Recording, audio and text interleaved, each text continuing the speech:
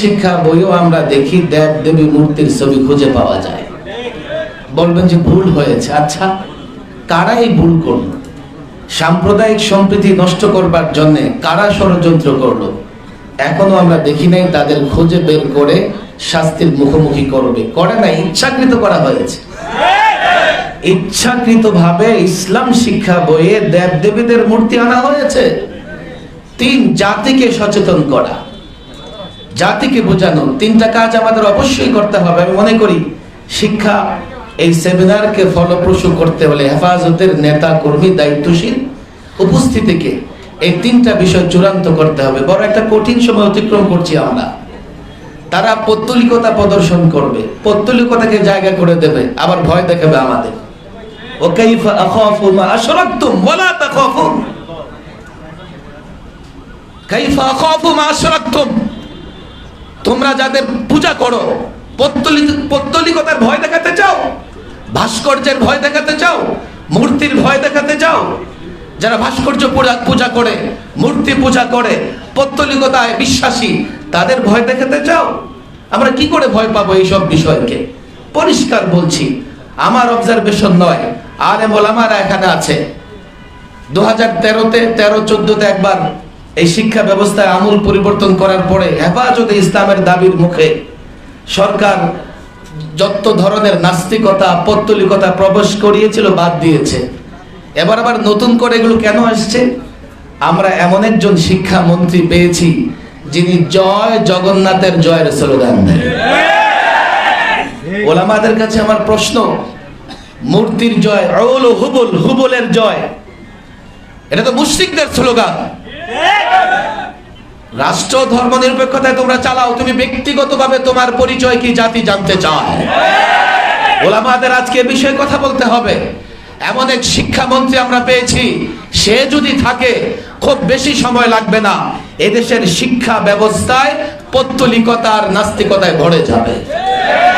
পরিষ্কারভাবে এই বিষয়ে ওলামাদের কথা বলতে হবে। আল্লাহ তাবারক ওয়া তাআলা এই শিক্ষা সেমিনারকে কবুল করেন এবং আমরা অন্তত এই 3টা দায়িত্ব নিয়ে এখান থেকে ফিরে যাব। ওমা তাওফীকি ইল্লা বিল্লাহ। এবং সাথে সাথে নতুন শিক্ষা বর্ষ শুরু হয়েছে।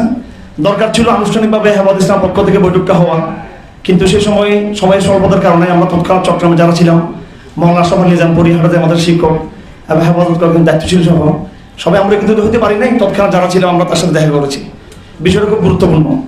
আমরা সরকারের মন বোঝার চেষ্টা করেছি। তিনি যেটা বলতে চেয়েছেন সেটা হচ্ছে যে তারা খুব প্রেশারের মধ্যে রয়েছেন এবং সরকার ইচ্ছাকৃতভাবে সেটা করে নাই। অর্থাৎ তাদের সদিচ্ছার এখানে কোনো অভাব ছিল না, তাদের মধ্যে যথেষ্ট ইসলামের প্রতি ভালোবাসা আছে ইত্যাদি। উনি প্রাইভেট অনেকগুলো কথা বলেছেন যেগুলো আমি এখানে আনতে চাই না কথাগুলো। তিনি বলতে চাচ্ছেন ওনারা এমন জায়গা থেকে প্রেশারের সম্মুখীন যাদেরকে অ্যাভয়েড করা সম্ভব না, জাতীয় বা আন্তর্জাতিক। কথাগুলো তিনি খোলামেলাভাবে বলেছেন। এবং একটা কথা তিনি বলেছেন, আমরা মূলধারা থেকে বিচ্ছিন্ন। আমি এখানে ওলামায়ে কেরাম আমাদের নেতৃবৃন্দ রয়েছেন, তাদের দৃষ্টি আকর্ষণ করছি। এটা হলো সরকারের মূল মন এই জিনিসটা। আমরা মূলধারা থেকে বিচ্ছিন্ন, আমরা আধুনিক অর্থনীতি পড়ি না। সেই হিসেবে কিভাবে আমরা আধুনিক অর্থনীতিকে সংস্কার প্রস্তাব দিব?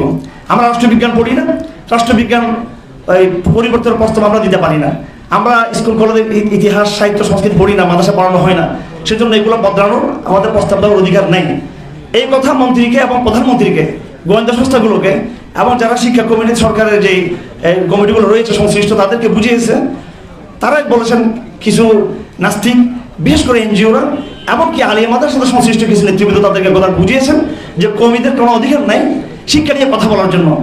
এই ক্ষেত্রে আমি খুব সংক্ষেপে যেটা বলতে চাই সেটা হলো, ওনাদের উদ্দেশ্যে আমি তখন মিটিংয়ে বলেছিলাম যে আপনি আমাদেরকে যেভাবে জনবিচ্ছিন্ন মনে করতেছেন সেটা ভুল কথা। কারণ যদিও আমাদের সিলেবাসে আধুনিক এই বইগুলো নেই, কিন্তু ব্যাপকভাবে আমরা ওয়াজ মাহফিলের মাধ্যমে, সেমিনারের মাধ্যমে, সিম্পোজিয়ামের মাধ্যমে আমাদের ব্যাপক গণসম্পৃক্ততা রয়েছে। এবং শিক্ষা সংস্কার যে প্রস্তাবগুলো আমরা দিয়েছি, এগুলো আমাদের মোল্লাতান্ত্রিক দাবি নয়, হুজুরদের দাবি নয়, এগুলো জনগণের দাবি, শিক্ষিত লোকদের দাবি। আমি তাকে চ্যালেঞ্জ করেছি মিটিংয়ে যে এই দেশের এই শিক্ষার যে সেকুলারাইজেশন, শিক্ষার যে ধর্মনিরপেক্ষকরণ, বড় নাস্তিক্যকরণ, তার বিরুদ্ধে যে জাগরণ শুধু ওলামায়ে কেরামদের নয়, আমি তাকে বলেছি এবং তার মাধ্যমে তার সরকারকে বলেছি, এই জাগরণ স্কুল কলেজ বিশ্ববিদ্যালয় থেকে উঠে এসেছে। আমাদেরকে যেটা করতে হবে, প্রথমত হেফাজত ইসলামকে এমন এক জাগরণ সূচনা করতে হবে, প্রতিটি স্কুলে, কলেজে, বিশ্ববিদ্যালয়ে দাওয়াত তাওহীদের, মিল্লাত ইব্রাহিমের এমন এক গর্জন শুরু করতে হবে যার মাধ্যমে একদিন স্কুল কলেজ ছেলেরা বলবে, কলেজ ছেলেরা বলবে, বিশ্ববিদ্যালয়ের ছেলেরা বলবে, প্রিয় শিক্ষক আমরা এই সিলেবাস মানতে চাই না, আমরা নতুন এক সিলেবাস চাই, তৌহিদ ভিত্তিক সিলেবাস, যেখানে বিজ্ঞানের সাথে তৌহিদের সমন্বয় থাকবে, রাষ্ট্রবিজ্ঞানের সাথে তৌহিদের সমন্বয় থাকবে এবং অর্থনীতির সাথে তৌহিদের সমন্বয় থাকবে। এই দাবি নিয়ে যখন কলেজ বিশ্ববিদ্যালয়ের যখন জাগরণ উঠবে, তারা যখন আধুনিক শিক্ষাকে প্রত্যাখ্যান করবে, তখন টিচাররা বাধ্য হবে সরকারকে বলার জন্য যে আমরা এখন এই অবস্থায় নাই যে স্কুলের শিক্ষাকে আমরা ছেলেদেরকে পড়াবো। আমাদের দায়িত্ব হলো এখন সেই জাগরণ তৈরি করা। আমার ভাইয়েরা, একটা পয়েন্ট বলে শেষ করে দিচ্ছি, আমাদেরকে মনে করা হয় আনাড়ি, অশিক্ষিত, খ্যাত, ব্যাকডেটেড। এটা আমাদের কিছু সাংবাদিক ভাইয়েরাও হয়তো কিছু, আমি সবার কথা বলছি না, কিছু বুদ্ধিজীবীরা, কিছু রাজনীতিক, কিছু ব্যবসায়ী, কিছু যারা সরকার দেখতে আসেন তারা এটা মনে করে থাকেন অশিক্ষিত। আমার ভাইয়েরা, একজন ব্যক্তির নাম দিতে চাই, তিনি আমাদের উস্তাদ জাস্টিস আল্লামা তাকি উসমানী। শুধু একদিনের জন্য বাংলাদেশে তাকে উপস্থিত করা উচিত আমি মনে করি। তিনি ওই একদিনের কর্মশালায় দেখেই দিবেন পুরো শুধু বাংলাদেশ নয়, সমস্ত মুসলিম বিশ্বের শিক্ষা ব্যবস্থার কিভাবে ইসলামাইজেশন হতে পারে তিনি একজনই বলে দিবেন সেটা। তিনি মোল্লা, তিনি আলেম, তিনি মুফতি, তিনি পাকিস্তান সরকার সহ মালয়েশিয়ার, ইন্দোনেশিয়ার অনেক আরব রাষ্ট্রের পুরো শিক্ষা ব্যবস্থাকে তিনি পরিবর্তন করেছেন, ভূমিকা রেখেছেন। হয়তো তাত্ত্বিকভাবে করেছেন, অনেক জায়গায় সফল হতে পারেননি, কিন্তু কমপ্লিট তাদের কাছে প্রপোজাল রয়েছে। আমি রাষ্ট্রকে উদ্দেশ্য করে বলতে চাই, আমাদের কাছে প্রপোজাল আছে। আমি এইভাবে কিছু আমাদের ভাইরা রয়েছেন, ডাক্তার মাহাদি, শিক্ষক উপকমিটি রয়েছেন, আমাদের হেফাজত ইসলামে মাহতাব ভাই রয়েছেন, অনেক বিদ্যান ব্যক্তি রয়েছেন যারা সক্ষম একটা নতুন ইসলামাইজেশন তারা করতে পারেন। এবং আমাদের মধ্যে বিশেষ করে ওলামায়ে কেরাম, আমরা হীনমন্যতার শিকার। আমরা মনে করি আমাদের একেবারে কিছু করে নাই। আমি মাননীয় শিক্ষামন্ত্রী যার সাথে আমার দেখা হয়েছিল, তাকে আমি বলতে চাই অবশ্যই তালিমুল ইসলামকে প্রাইমারি লেভেলে বাধ্য করতে হবে।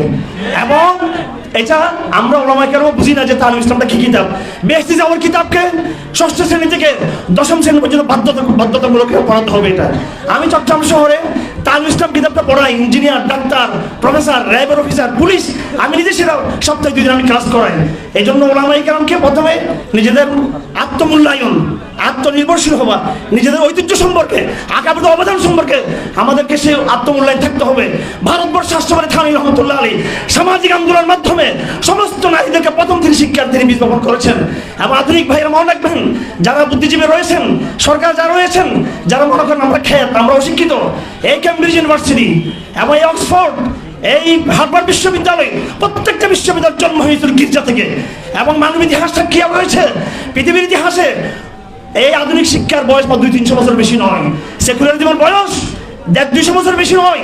তার আগে মানব জাতি 1000 বছর পর্যন্ত হয়তো গির্জা থেকে, নয় মসজিদ থেকে, নয় বারাগুড়া থেকে, ধর্মীয় প্রতিষ্ঠান থেকে তার শিক্ষা গ্রহণ করেছে। আমাদের পূর্বপুরুষ ধর্ম শিক্ষার মাধ্যমে শিক্ষিত হয়েছিল। আজকে আমরা এসে হঠাৎ করে আমরা এই কেমব্রিজের নাম ভাগিয়ে আমরা কথা বলি, ঢাকা বিশ্ববিদ্যালয়কে বলি প্রাচ্যের অক্সফোর্ড। সে অক্সফোর্ড ইতিহাস ছিল এই গির্জার সাথে যুক্ত, ধর্মের সাথে যুক্ত, বাইবেলের সাথে যুক্ত, ইঞ্জিনের সাথে যুক্ত। সুতরাং আমরা যে দাবি দিচ্ছি ইসলামাইজেশনের দাবি, এটা কোনো ব্যাকডেটের দাবি না, এটা কোনো পশ্চাৎপর দাবি নয়, এটা বরং সময়ের দাবি, বৈজ্ঞানিক দাবি আর বাস্তবসম্মত দাবি। এই কথা আমাদের সকলকে বোঝার তৌফিক দান করুন। ওয়া আখিরু দাওয়ানা আলহামদুলিল্লাহি রাব্বিল আলামিন।